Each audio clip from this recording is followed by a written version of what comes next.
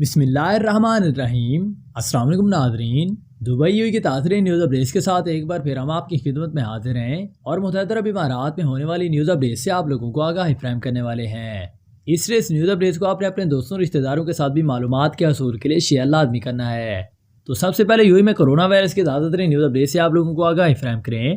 اس حوالے سے وزارت صحت نے تازہ ترین نیوز اپڈیٹس جاری کرتے ہوئے یہ کہا ہے کہ اس وقت پورے کے اندر 2,31,928 کے قریب نیو کورونا کے PCR ٹیسٹ کیے گئے، جس کے نتیجے میں مجموعی طور پر اس وقت پورے کے اندر 1,874 کے قریب نیو کورونا کے کیسز بھی رپورٹ ہوئے ہیں۔ جبکہ ٹوٹل رپورٹ ہونے والے کیسز کی بات کر لی جائے تو اس وقت پورے کے اندر 5,83,071 کے قریب کیسز بھی رپورٹ ہو چکے ہیں۔ جبکہ اس پر مزید تازہ ترین نیو اپڈیٹ جاری کرتے ہوئے حکومت کا کہنا تھا کہ اس کورونا کے تناؤ بھرے ماحول کے اندر بھی پورے کے اندر اس وقت 1,842 کے قریب نیو کورونا کے کیسز بھی یعنی کہ ریکوریز کے پیش ہوئے۔ اسی طرح ٹوٹل ٹھیک ہونے والوں کی بات کر لی جائے تو اسموتھی وائرس سے پورے کے اندر اب تک 5,62,576 کے قریب لوگ ٹھیک ہو کر اپنے گھروں کو بھی جا چکے ہیں۔ اس پر مزید تازہ ترین نیو اپڈیٹ جاری کرتے ہوئے حکومت کا کہنا تھا کہ اس کورونا وائرس کی وجہ سے تازہ ترین طور پر 3 نیو ہلاکتیں بھی واقع ہوئیں۔ اسی طرح ٹوٹل مرنے والوں کی بات کر لی جائے تو اسموتھی وائرس سے پورے کے اندر اب تک 1,699 کے قریب لوگ مارے بھی جا چکے ہیں۔ اس پر مزید تازہ ترین نیو اپڈیٹ جاری کرتے ہوئے حکومت کا کہنا تھا کہ ان کے ایکٹیو کورونا کیسز کی تعداد پورے کے اندر اب تک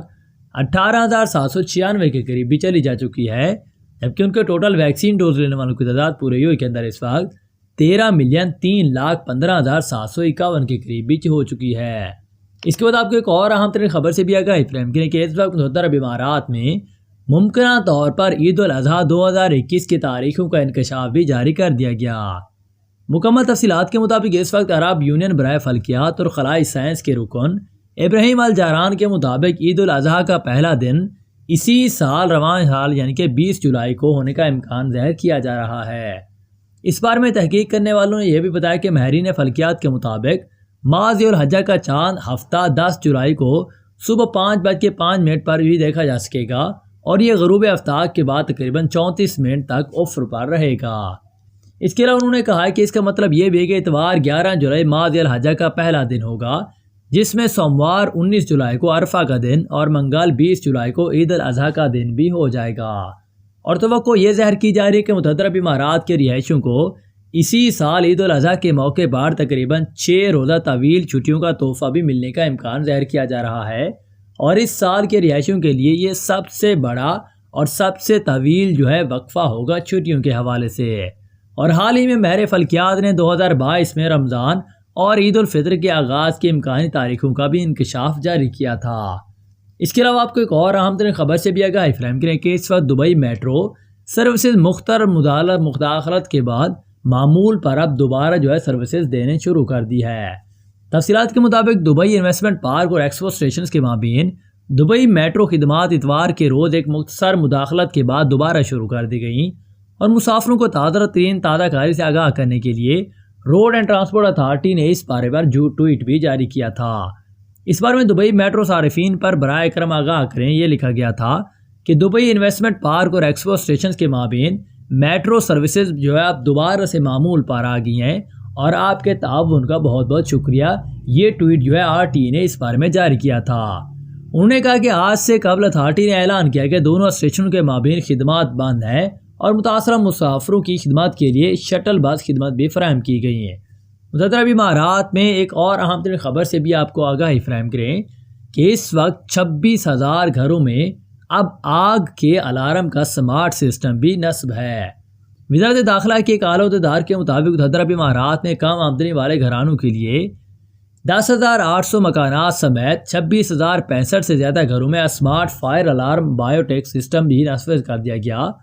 اور اس بارے میں یہ کہا جا رہا ہے کہ intelligent commander and control solution متحدہ عرب امارات کے سول ڈیفنس کے ذریعے 2018 میں تجارتی عمارتوں اور رہائشی اپارٹمنٹس میں آگ اور دھواں کے الارموں کی نگرانی اور پتہ لگانے کے لیے متحدہ عرب امارات کے شہری دفاع کے ذریعے شروع کیا گیا تھا۔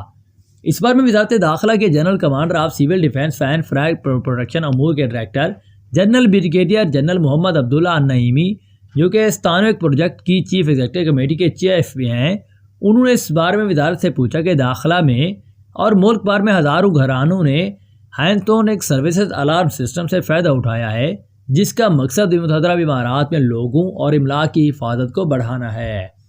اس کے بعد آپ کو ایک اور اہم ترین خبر سے بھی آگاہی فراہم کریں کہ اس وقت امارات میں ملازمت تلاش کرنے والے پاکستانیوں کی سنی گئی اب 5,000 درہم تنخواہ کی درجنوں نوکریوں کا اعلان بھی جاری کر دیا گیا۔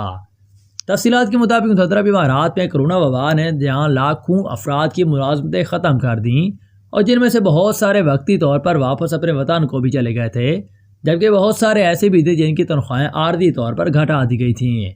اس وقت عمارت میں ہزاروں ایسے پاکستانی موجود ہیں جو کہ نوکریوں کی تلاش میں ہیں، تاہم انہیں کئی ماہ کی کوششوں کے باوجود بھی ابھی تک کوئی خاطر خواہ کامیابی حاصل نہیں ہوئی۔ تاہم اب ان کے لیے ایک انتہائی شاندار موقع یہ ہے کہ اب وہ اپنی قابلیت ثابت کر کے 5,000 درہم یا اس سے زیادہ تنخواہ کی نوکریاں بھی حاصل کر سکتے ہیں۔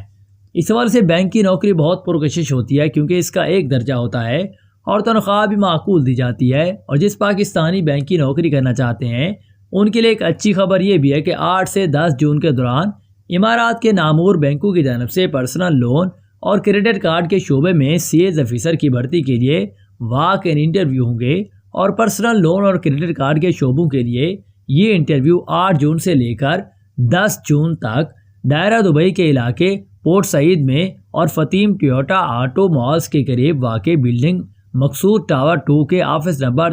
302-304 میں کیے جائیں گے۔ اس کے علاوہ جو امیدوار اس اسامی کے لیے اپلائی کرنا چاہتے ہیں تو ان کے پاس امارات میں متعلقہ شعبے میں ملازمت کا کم سے کم 2 سال کا تجربہ ہونا چاہیے، اور ان افراد کی بات چیت کی صلاحیت بھی اچھی ہونی چاہیے۔ تعلیمی گریجویشن یا اس کے مساوی ہونی چاہیے۔ لازمی ہے کہ منتخب ہونے والے امیدواروں کو 5,000 درہم یا اس سے زیادہ تنخواہ ہی دی جائے گی۔ اس کے علاوہ دیگر مراعات بھی